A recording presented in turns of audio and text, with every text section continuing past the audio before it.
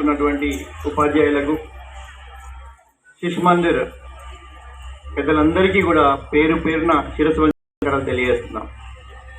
ఈరోజు భారతదేశం యొక్క ఔన్నత్యాన్ని చాటడానికి, సంస్కృతిని కాపాడడానికి శిశు మందిర్ ఎంత తోడ్పడుతుంది. ఈరోజు శిశు మందిర్ యొక్క క్రమశిక్షణ దేశ సైనికులను తయారడానికి ఒక విద్యాలయంగా కాకుండా ఒక ఆలయంగా మారింది. ఈరోజు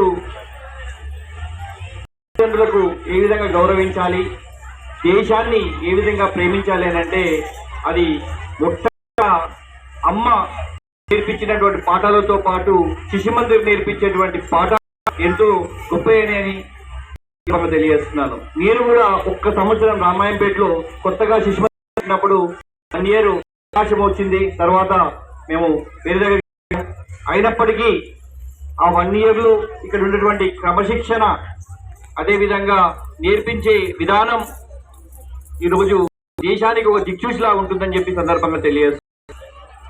ముఖ్యంగా విద్యతో పాటు, విద్య ఒక్కటే కాదు, విద్యతో పాటు మనకు సంస్కారం కావాలి. ఈరోజు అన్ని కార్పొరేట్ విద్యా సంస్థలు కేవలం వాళ్ళు పైసల కోసమే పనిచేస్తున్నట్టుగా వ్యవహరిస్తున్నాయి.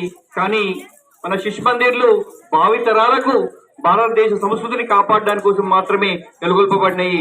వీటన్నిటినీ కాపాడుకోవాల్సినటువంటి బాధ్యత మనందరి మీద ఉన్నది.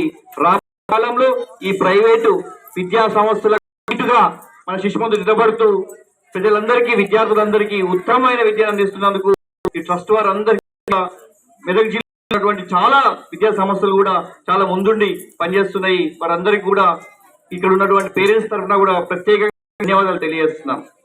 రాబోయే కాలంలో ఇంకా మనం కార్పొరేట్ సంస్థలకు ధీటుగా ఈ విద్యా సంస్థలను నెలకొల్పుతూ, అదేవిధంగా ఈరోజు తెలుగుదనం ఉట్టిపడే విధంగా మనం కృష్ణాష్టమి ప్రతి ఒక్కరికి మన సంస్కృతిని మర్చిపోకుండా మన సంస్కృతి కాపాడుకునే విధంగా ఇంత రంగరంగ వైభవంగా ఏర్పాటు చేశారు. పిల్లవాడు కూడా ఈరోజు మంచి వేషధారణ మన హిందుత్వాన్ని చేసే విధంగా అందరినీ తయారు చేసి